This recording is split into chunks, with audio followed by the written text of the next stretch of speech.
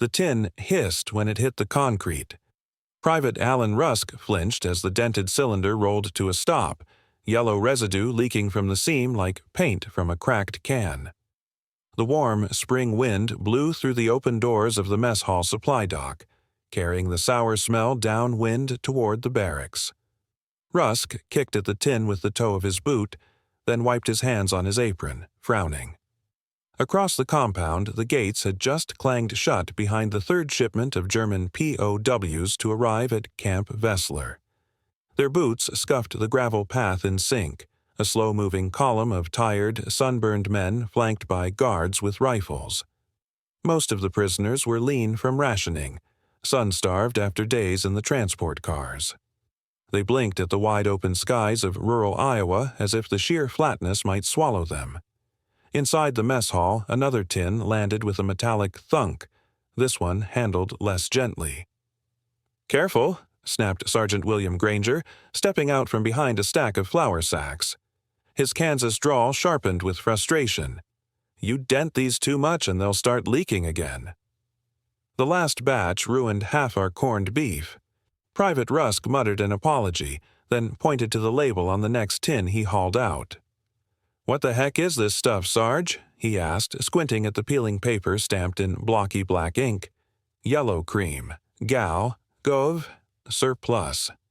Granger wiped sweat from his brow with a kerchief, then took a long look at the label himself. "Looks like mustard." "That's what we requisitioned. You can thank Midwest Depot No. 6 for the mystery packaging." Rusk sniffed at the edge of the can, recoiled, and let out a half-cough, half-laugh. "Smells like someone boiled vinegar and forgot to take the socks out." Granger chuckled and gave the tin a solid thump with his palm. "It's mustard, all right. Just needs stirring. They ship it thick so it doesn't separate. Won't kill anybody. Try telling them that," Rusk muttered, nodding toward the yard where the German prisoners were being lined up, already exchanging murmurs over the smell that had begun to drift from the mess. At the back of the line, Private Dietrich Krauss stiffened. A former chemist from Stuttgart, Dietrich had been conscripted into the Wehrmacht 2 years earlier and captured during the Italian retreat. His eyes were sharp, his manner calculated, and his nose, he trusted it more than most things these days. When the acrid scent touched the air, his instincts kicked in. He turned toward the mess hall and inhaled again, this time slower. His face wrinkled in disgust. "That's not food," he muttered in German, his voice low but firm. "That's solvent. Maybe industrial paste." The men around him glanced at each other uneasily. One of them, Corporal Hagen, laughed nervously. "They're not feeding us paint, Krauss." Dietrich didn't laugh. He kept his eyes on the warehouse. "Do you smell that acidity?" "It's off. Something in it's turning?" A few of the younger soldiers nodded. Others crossed their arms and said nothing. But the seed had been planted. By evening, rumors spread through Barracks 4 like a cracked pipe spilling gas. "Yellow poison," some called it. "Rotten custard," others said. "They're feeding us paint," declared one bolder voice during evening rations. The first tins appeared on the serving line 2 days later. The lid of each pried off with a hiss and a pop. Inside, thick, glossy sludge the color of egg yolks. The odor was overpowering. Vinegar, salt, and something else no one could name. The American cooks tried their best to stir it into something usable, but the consistency remained stubbornly gelatinous. "They want us to eat this?" a prisoner asked in disbelief, staring at the tin as if it might move. "They say it's mustard," translated a young German interpreter, Peter Baumer, who had picked up English during merchant work before the war. He looked unconvinced himself. When the mustard was ladled onto a tray beside slices of dry pork, chaos ensued. Voices rose. Men shouted over each other in 2 languages. A guard tried to calm things down, stepping between the mess tables with hands raised. "Food's safe," he barked. "It's mustard." From a government depot, not a weapons lab. But the explanation only deepened the confusion. The word depot triggered its own misunderstanding, with several prisoners whispering that the Americans had chemical stores nearby. The guards grew defensive, the prisoners agitated. Private Dietrich Kraus stood on his bench and held up his tray. "Look at it," he shouted in German. "Would you feed that to your child?" Behind the counter, Rusk dropped the serving spoon and stepped back. "I don't like this," he whispered to Granger. "This isn't just a bad smell anymore." Sergeant Granger sighed, staring at the mess unfolding. "They're terrified of hot dogs," he muttered. "What'll they do when the ketchup comes?" A laugh escaped Rusk despite himself, but it was short-lived. The tension in the room had curdled, just like the yellow cream. And outside, behind the scenes, a supply officer scribbled down a report stating that condiments were successfully delivered and dispersed. What no one documented was the fear, how it crept into each meal, how it widened the space between trays and trust. The tins were stamped with numbers, not stories, and those eating them had no way to bridge the gap between rations and reason. That night, a single unopened tin sat on a windowsill in the barracks, glinting in the moonlight like a warning beacon. They feared the tin not for what it held, but for what it didn't explain. The tin clattered onto the tray with a dull thud, its yellow label catching the light of the mess hall's high window. Corporal Ewald Brenner didn't blink. He simply stared. The ladle hovered above his plate, a thick yellow smear dripping slowly from its rim like a warning. The American cook grunted, giving a half-smile Ewald did not return. Then came the sound, sploshk, as a line of the yellow cream was dragged across his bread and a wedge of pale sausage. Ewald pushed his tray forward. "No," he said in German, softly but firmly. "Not this." A hush fell around his end of the table. Two younger prisoners glanced up, spoons half raised. Across the aisle, Sergeant Lucas Eberhardt shifted uncomfortably but said nothing. The men had watched Ewald grow thinner these past days, but none dared confront him. His silence had become its own protest. Later that afternoon, under a pale Iowa sun, Ewald sat alone near the fence, knees drawn up, head tilted toward the rustle of the distant trees. A few leaves scraped along the dirt, chasing one another like memories. The hunger was no longer sharp. It was hollow, clean, almost meditative. Still, his hands trembled slightly in his lap. Footsteps crunched behind him. He didn't turn. "I heard you haven't eaten again," said a voice in English. Ewald looked over his shoulder. It was the camp physician, Dr. Harold Menlo, tall in his late 40s, uniform pressed but sleeves rolled up, clipboard tucked under one arm. His mustache twitched when he spoke, and his tone wasn't unkind. "You don't have to be afraid," Menlo said gently. "It's not poison. It's just mustard." Ewald exhaled through his nose. "To you," he replied in slow, careful English. "To me, it is a guess." Menlo squatted beside him, resting the clipboard on his knee. He studied Ewald, eyes narrowed not with suspicion, but with the tired concern of someone used to problems he couldn't treat with pills. "I ate it myself," Menlo said as if offering proof. "The same tin." Ewald turned to look at him directly for the first time. His eyes were red-rimmed, not from tears, but from weariness. "You are not the prisoner," he said. "You are not the enemy." Menlo blinked, caught off guard. "I'm not your enemy," he answered quietly. "But you bring food from your enemy's hand. You call it kindness. I call it question." The wind picked up, scattering dry grass over the gravel path. Menlo stood, brushing dust from his slacks. "There's pride in you," he said. "I respect that. But this isn't Germany. This isn't your war anymore." Ewald's reply came slowly, as if carved from stone. "Then why does every bite feel like surrender?" That night, in the barracks, the other prisoners whispered.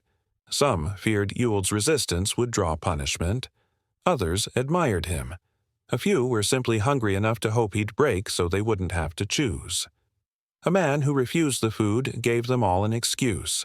One bunkmate, Private Otto Kirsch approached him after lights out. "You'll get sick," he said quietly, barely more than a breath. "Is it worth it?" Ewald didn't respond. His eyes remained open, fixed on the dark wooden beams above. By the fourth day, word reached Geneva. The Red Cross had been monitoring conditions at Camp Vessler through monthly reports. A special team was sent to inspect, walking stiffly through the camp with notebooks and translators.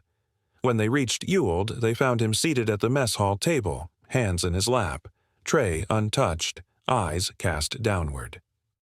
"What's the issue with the food?" one inspector asked, pen poised. Ewald didn't answer at first. Then he lifted his eyes slowly, staring directly at the man. "Would you eat what you cannot name? Would you trust what you cannot ask?" The translator hesitated, but repeated it faithfully. The inspector scribbled notes, then moved on. The final report labeled his case psychological resistance likely rooted in cultural alienation. Menlo read the report later and scoffed.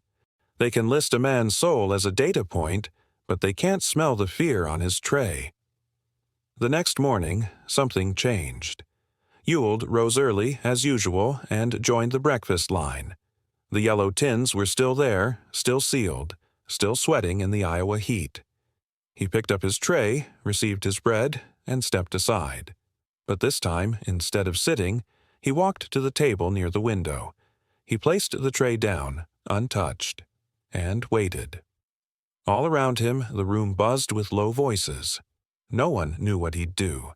Some whispered that the Red Cross had threatened punishment. Others guessed the Americans had changed the recipe. But nothing had changed, except time. Time, and the weight of watching. Dr. Menlo appeared, summoned by no one, yet somehow expected. He walked over, holding a spoon and a small tin in his bare hand. Without a word, he opened it. The mustard hissed faintly as the seal broke. Menlo dipped the spoon, scooped a small dollop, and raised it to his mouth. He didn't flinch. He swallowed, then held the spoon out toward Ewald. Silence. Then Ewald stood. He didn't take the spoon, but he bowed his head just slightly. The camp remained quiet that day. But something had shifted. A Red Cross report would later say that resistance to rations declined following routine acclimatization. They never mentioned the man who went hungry for pride, or the doctor who ate for faith. To the system, he was one hungry man. To his comrades, he was the last man standing. The sandwich stopped halfway to Gustav Meissner's mouth. His fingers tightened around the crust as his eyes scanned the pale yellow smear along the edge of the bread. He blinked once, then again. The air in the interrogation hut felt denser than moments before. Dust motes hung still in shafts of sunlight cutting through the slatted windows. The silence stretched between them like drawn wire. "What is this?" Gustav asked, his voice taut and suspicious. Major Colin Harrows didn't look up at first. He was leaning back in his folding chair, jacket off, shirt sleeves rolled above the elbows, biting into his own sandwich as if this were a lunch break instead of an intelligence session. He chewed slowly, wiped his mouth with a napkin, and gestured lazily toward Gustav's hand. "Just mustard," he said casually, then reached for his canteen. That word, mustard, landed like a dropped blade. Gustav's chair scraped hard against the wooden floor as he shot upright. His lips curled back from his teeth, jaw twitching as he held the sandwich like a loaded weapon. The veins in his neck bulged beneath the collar of his worn undershirt. "You feed poison to make us talk?" he snapped. Harrows froze, water halfway to his mouth. "What?" he muttered, genuinely confused. But Gustav wasn't looking for clarity. He was staring at the sandwich like it had betrayed him. Panic rippled through him, a tight knot behind his ribs spreading outward. "I knew it," Gustav said, taking a step back. "That yellow paste, we heard the tins hiss. The guards bury them at night. You coat our food with it in here." Harrows stood slowly, palms raised. "Private Meissner, no one is poisoning anything. It's mustard. Condiment. Common as ketchup back home, Gustav laughed once, a sharp, bitter bark. Back home? You think your flavors mean anything to us? His knuckles were white against the sandwich, still uneaten. In Leipzig, mustard is brown, coarse, honest. What is this? Bright yellow paste? Harrows exhaled. He hadn't expected this. Not today. Not over a sandwich. He moved to sit again but stopped himself, sensing the tension crackling in the air like the heat before a storm. Look, I offered it as a courtesy, he said. Figured a shared lunch might loosen things up. You've been quiet for 2 days. I thought maybe food would help. Gustav's eyes narrowed. Food as a weapon. No, Harrows replied quickly, as a gesture. The word hung there. Gesture. Gustav didn't speak for a long moment. Then, slowly, methodically, he set the sandwich down on the table, as if placing something radioactive. His gaze never left Harrow's face. You try to make us feel at ease. Then slip in something foreign, unnatural. You see how we react. It's not food, it's a test. Harrows shook his head, frustrated. You're overthinking this. But Gustav wasn't listening. He stepped back further, past the chair, hands twitching. There was a tremor in his limbs now, not from hunger, but from something deeper, mistrust rooted in weeks of whispers and warnings. In the barracks, they had talked about the tins, the smell, the color, how the guards laughed when they served it. And now, here in the interrogation room, the same substance reappeared, on bread, no less, between questions. Harrows saw it then, the widening gulf. This wasn't about the sandwich. It was about everything. The uniforms, the barbed wire, the language gap, the absurdity of pretending that war could pause for lunch. He sighed and turned toward the file cabinet, flipping through folders for something that might help, but Gustav used the silence as a cue to back toward the door. He didn't run, but his posture screamed retreat. You know what they'll say, Gustav muttered as he reached the doorway, that you use our stomachs to break our minds. Harrows turned sharply.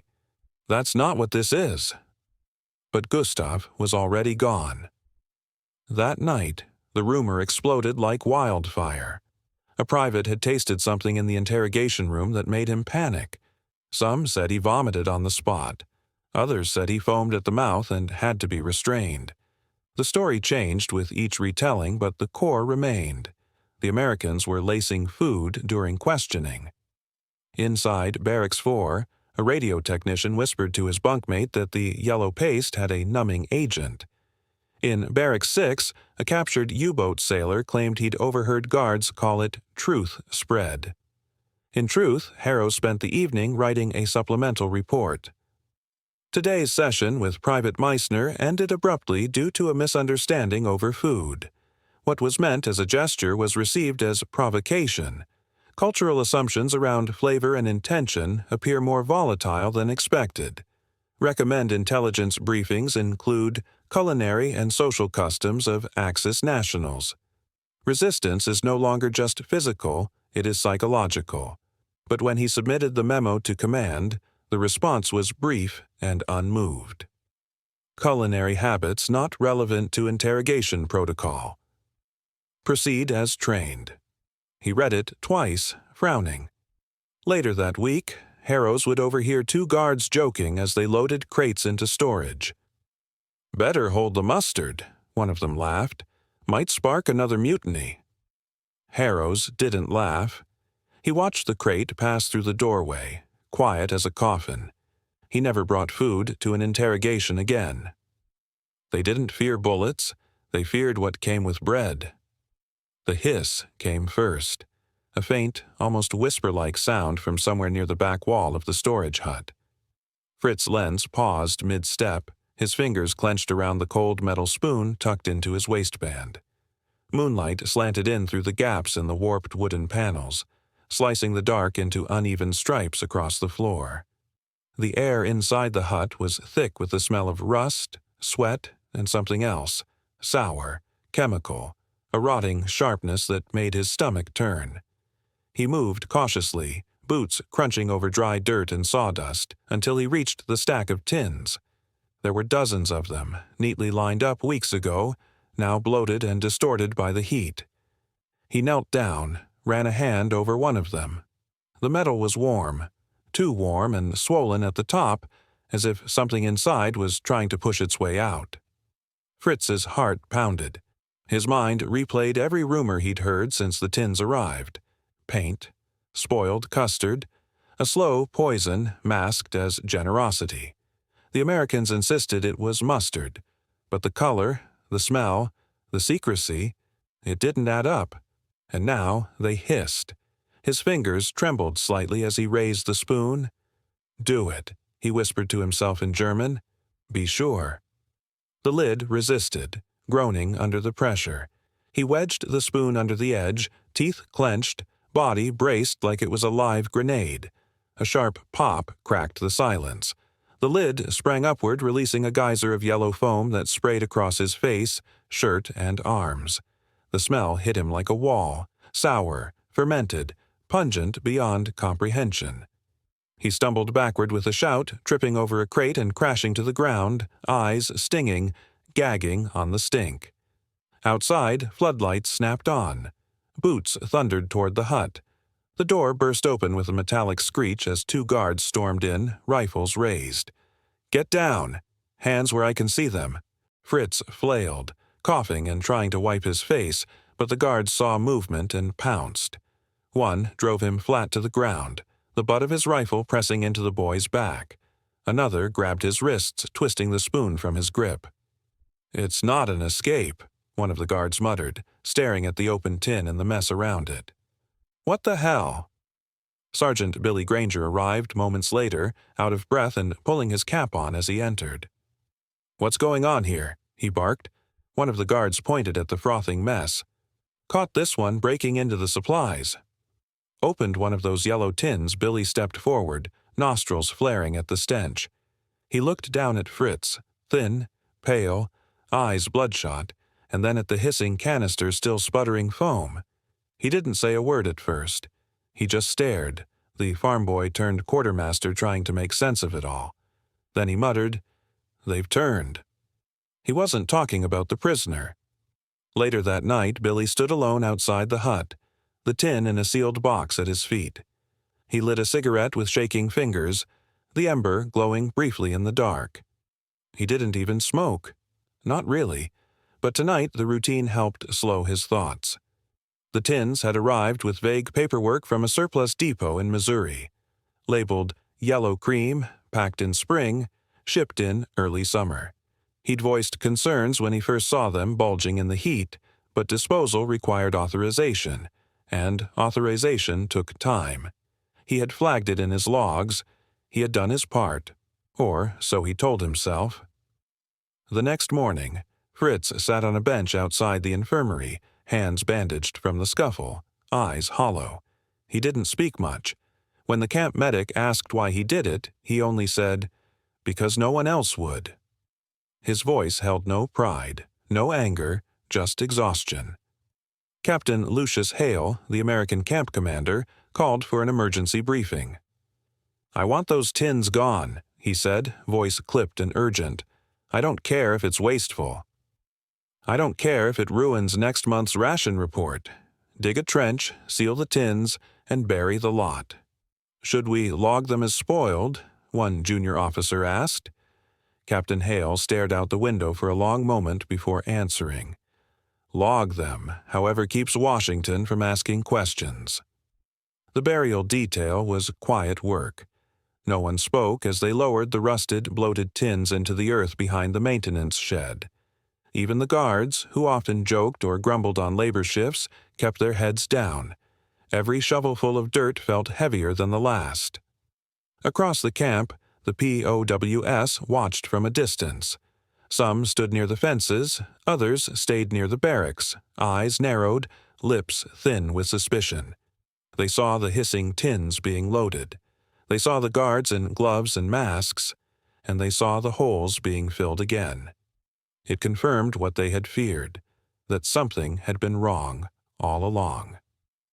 Back in the mess hall that evening, The usual quiet din of dinner was missing. Conversations were short, if they happened at all. No one touched the bread.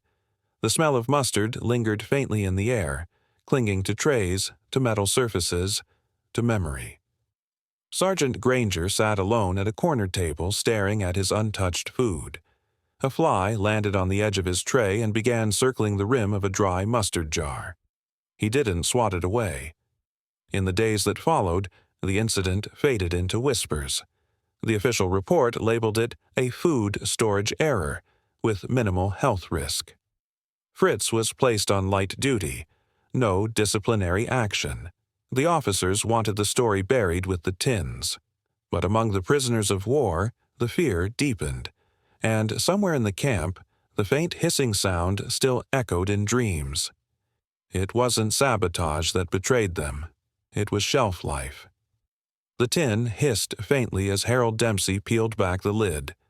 All eyes in the mess tent followed his hand, slow, deliberate, as it pried open the dented metal can marked simply yellow cream.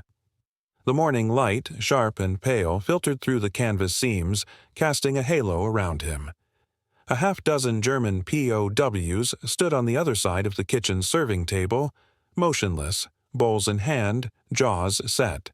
Their eyes flicked not to the bread or beans, but to the tin, and to the man holding it. Dempsey didn't say a word. He reached for a heel of dry, cracked rye bread from the ration bin, tore off a piece and dipped it into the soft yellow paste. The mustard clung thickly, like old paint. No one spoke. Even the guards paused, rifles resting at their sides, watching. He took a breath. Then he bit down. The texture hit first, grainy, almost sharp. Then the flavor, vinegar, salt, a flash of something almost sweet. Dempsey chewed slowly, each bite echoing like a gavel in the silence of the tent. His jaw moved with stubborn patience.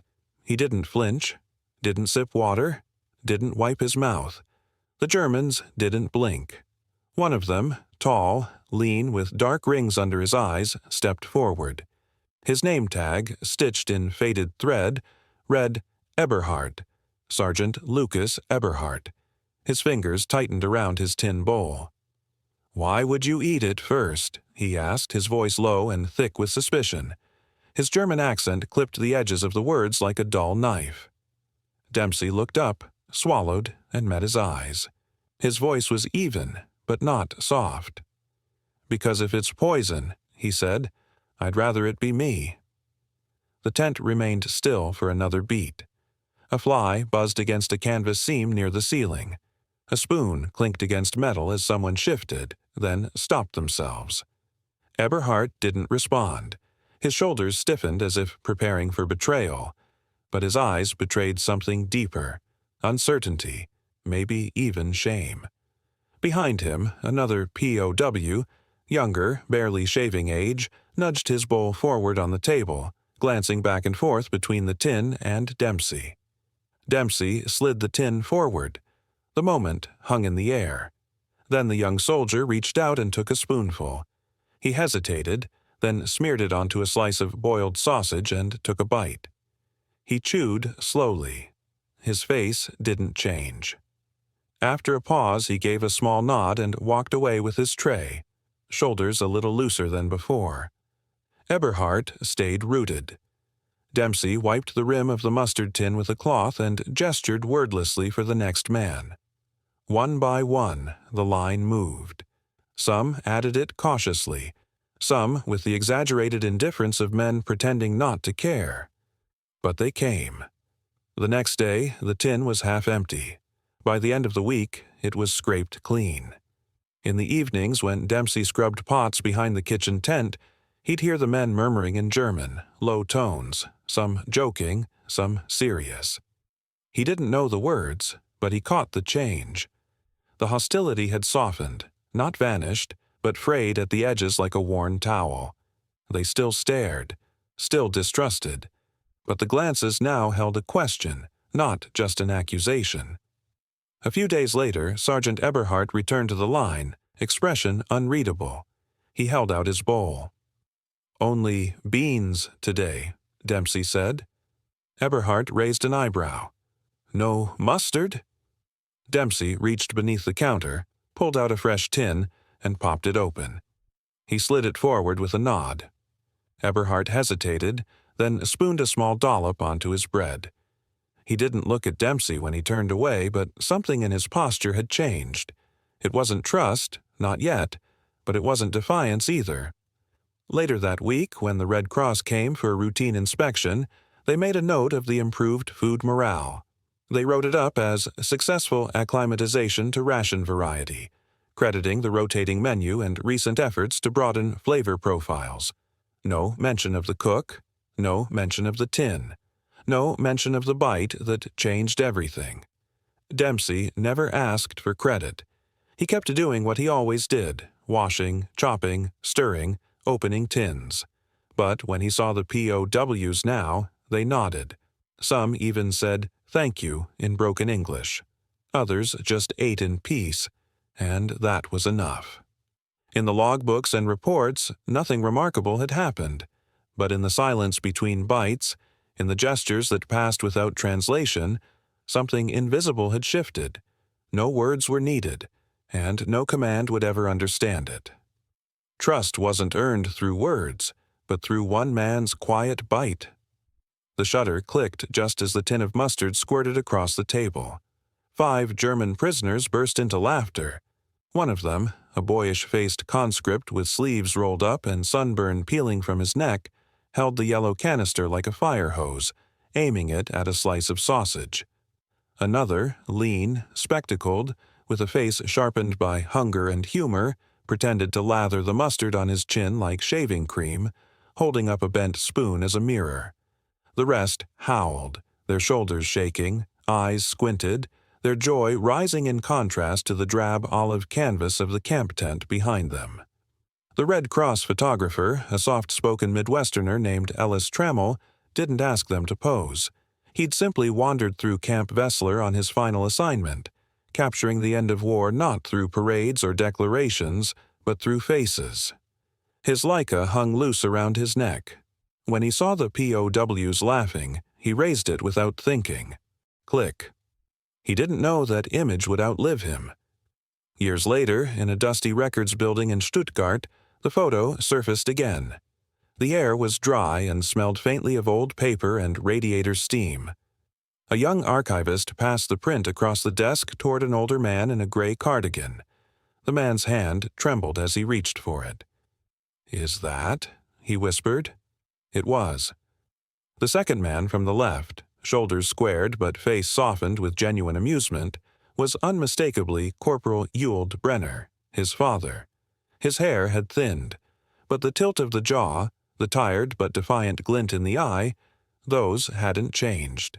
For decades, the son had lived under the belief that his father had starved to death in America, a final protest against foreign food, foreign soil, foreign power. He'd been told Ewald refused to eat. Now, here he was, smiling, mustard on his lips. The son, Matthias Brenner, lowered the photo slowly. His chair creaked. He didn't speak at first, just stared at the image like it had rearranged the truth itself. His heart beat faster. He blinked hard, once. "Why was this never published?" he asked the archivist. "It was," the archivist said, sliding a yellowed newspaper clipping across the table. "Iowa Ledger, November 17th, 1945. Page 4. Caused quite a stir." Indeed, when it first appeared in the American paper, nestled between a story about post-war rationing and a feature on Thanksgiving recipes, the photograph of the laughing POWs drew letters from angry readers. "Why are our enemies smiling?" one veteran wrote. "We lost brothers in Europe. Why are we feeding sausages to Nazis?" But the war was over, and the image, though controversial, became a quiet symbol in some corners. A few families kept the clipping as proof that even captured enemies were treated with dignity. For others, it was an embarrassment. The photo was quietly archived, stored under Camp Vessler Closure Day. Back in Stuttgart, Matthias opened the letter attached to the image. The handwriting was careful, almost childlike in its precision. It was from Ewald, dated July 1946. My dear Matthias, I must tell you something I never wrote before. Toward the end of my internment, a cook here, Harold was his name, he did something I'll never forget. He ate the mustard. Not because he liked it, because he knew we were afraid. After that, I tried it too. It wasn't so bad. I came to like it. Strange, isn't it? America is not simple. It is not kind always. But in that moment, I understood something. They did not want us dead. They wanted us to live and remember. Tell your mother I am coming home. I am thinner, yes, but not broken. With love, Papa Matthias stared at the signature. He had never received this letter. Perhaps it was lost. Perhaps it had arrived after his mother had remarried, after the letters were boxed and pushed into the attic. He looked at the photograph again. The man, holding the tin of mustard, squeezing it like a child with a toy, wasn't mocking. He was playing. In that moment, war had stepped aside, and something else had emerged. Humanity, humor, memory. Matthias folded the photo gently. He didn't cry, but his eyes remained glassy as he whispered, "You didn't die hungry." You laughed. Outside the archive, the sky was heavy with snow. In the cafe across the street, a television played silent footage of a military parade. No one paid attention. A child near the window pressed mustard onto a sandwich and made a face. His father chuckled and shook his head. Far away, in a museum curation office, an intern filed the photograph under a new exhibit. POWs in the American heartland. Misunderstanding, memory, and meal. He chose the caption carefully. Sometimes the bitterest things leave behind the sweetest proof we were human after all. Disclaimer: the story you just watched is fictional. It highlights themes of culture, misunderstanding, and discovery amid wartime contrasts. Its purpose is to entertain while reminding viewers that even small experiences, like sharing a meal, can bridge gaps of ignorance and reveal our shared humanity.